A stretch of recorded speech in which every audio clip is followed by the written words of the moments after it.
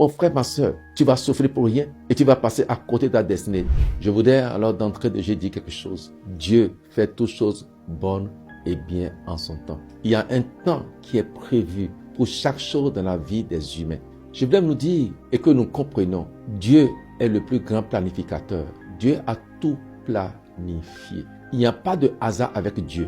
Non, avec Dieu, tout est planifié d'avance. Le temps de ta naissance est planifié par Dieu. Le temps de ton mariage est planifié par Dieu. Le moment où tu auras un emploi est planifié par Dieu. Humainement parlant, ce que nous disons que alors il y a du retard. Pour Dieu, il n'y a pas de retard. Un jour est comme 1000 ans et 1000 ans sont comme un jour devant Dieu. Pour preuve, je parlais alors d'Abraham et sa femme Sarah. Elle n'avait pas d'enfant. Sarah était stérile. Abraham et Sarah étaient tous de vieux. Il n'y a plus de vigueur, de vitalité. Et c'est en ce moment-là maintenant que Dieu va parler à Sarah. Il dira à Abraham, ta pensée sera nombreuse comme les étoiles du ciel ou comme le sable au bord de la mer. Mais humainement parlant, m'a dit, mais Dieu, tu es en retard. C'est maintenant que tu me parles de cela. Au moins, je suis vieux, fatigué. C'est le temps propice alors de Dieu.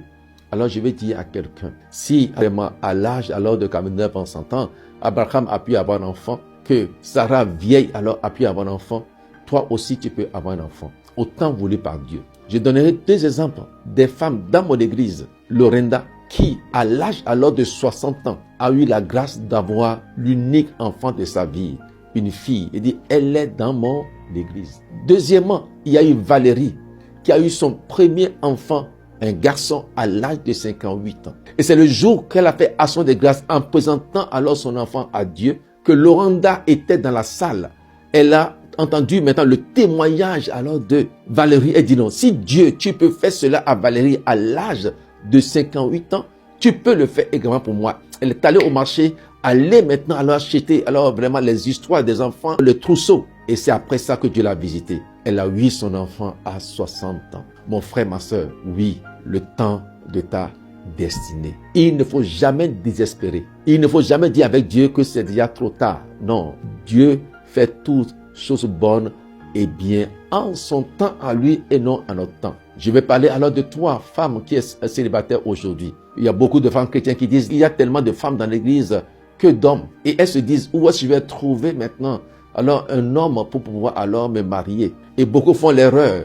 Ils sortent de l'église pour aller dans le monde, pour aller chercher. Et souvent, ils vont alors chercher des coloquins sauvages et qu'ils amènent maintenant à la maison, qui amèneront la mort dans le pot. Ne fais pas cela. Garde ton calme, garde ta foi. Aie tes yeux fixés sur Jésus-Christ Nazareth et attends-toi maintenant au temps fixé par Dieu. J'ai l'assurance que le temps favorable de Dieu viendra pour toi. Dans Hébreux 11, il avait dit les anciens, pour avoir posé la foi, on rend des témoignages favorables. Tu rendras un témoignage favorable pour la gloire de Dieu. Et tu pourras montrer aux gens et dire ceci, mon Dieu l'a fait. J'ai vu des gens qui ont fait le mariage alors à 50 ans. C'est en ce moment-là que alors la grâce du mariage leur a été accordée. Alors toi, alors jeune fille, ne désespère pas. Il y a de l'espoir pour toi. J'ai l'assurance que Dieu a réservé un homme pour toi. Et au temps marqué, cet homme te viendra. Et tu pourras, en le voyant, dire, cette fois-ci, ça c'est mon homme. Comme Adam a dit, il a regardé pendant longtemps, il n'avait pas de vis-à-vis semblable à lui. Mais le jour que Dieu alors lui a accordé la femme de sa vie, il y avait une réjouissance. Il dit, ah, vois cette fois-ci, os de mes os, chair de ma chair. Le jour viendra, toi homme, tu rencontreras alors vraiment la femme de ta vie, l'os des os, et il aura une satisfaction intérieure, il aura une conviction intérieure, il aura une paix intérieure. Ce sont des indices qui sont en train de dire, c'est elle. Ainsi, toi aussi, c'est ainsi que tu vas rencontrer l'homme de ta vie. Malheureusement, il y a beaucoup alors d'hommes et de femmes aujourd'hui qui ont laissé passer l'homme de leur destinée et la femme de leur destinée. Parce qu'ils ont eu des regards charnels. Ils ne voyaient pas alors en l'homme ou en la femme le bijou que Dieu leur a donné. Parce qu'ils regardaient à l'apparence. D'autres alors ont des critères. Ah, je veux un homme blanc, je veux un noir, je veux un gros, je veux un mince. Des critères qui sont charnels. Et à cause de ces critères, ils laissent passer maintenant l'homme de leur destinée, la femme de leur destinée. Qu'il n'en soit pas ainsi pour toi au nom de Nazareth. D'autres désirent, alors je vais marier un riche, je veux quelqu'un qui a déjà sa voiture, qui a déjà tout. Non, moi je ne vais pas encore commencer à zéro. Mon frère, ma soeur, tu vas souffrir pour rien et tu vas passer à côté de ta destinée. Dieu dira, je t'ai exaucé, j'ai envoyé l'homme de ta vie, mais tu l'as abandonné. Ne voulons pas reconnaître en cette personne celui ou celle alors vraiment que moi j'étais destiné. Alors, mon frère, ma soeur, ne fais pas cette erreur. Beaucoup aujourd'hui, parce qu'alors ils ont raté le temps de leur visitation. Ils ont loupé alors le temps de leur destinée. Ne sois pas alors comme ceux-là. Je prie que au moment voulu par Dieu, lorsque ton heure de visitation va sonner, que le Saint-Esprit puisse te parler. Et si tu es chrétien, le Saint-Esprit te parlera. Tu auras une conviction intérieure. Tu auras une paix intérieure.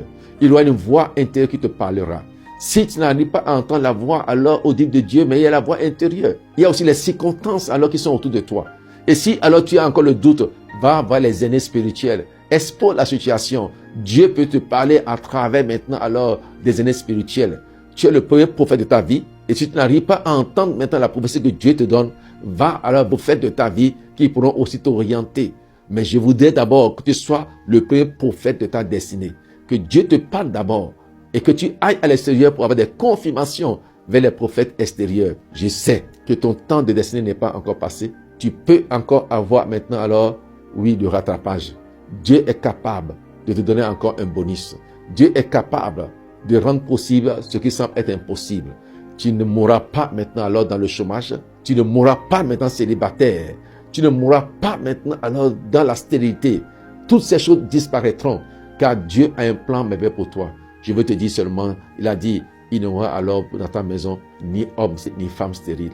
2, il a dit alors vraiment, je n'aimerais pas que l'homme soit seul. Donc à chaque homme, il a une femme et à chaque femme, Dieu a un homme. La solitude alors pour moi n'est pas une bonne chose et tu ne seras pas alors solitaire au nom puissant de Jésus. Puisse mon Dieu te bénir à travers maintenant alors, oui, cette courte vidéo que je t'envoie sous la conduite éclairée de mon fils Awono Samuel, vidéaste et photographe qui voudrait maintenant alors que vous receviez ce message.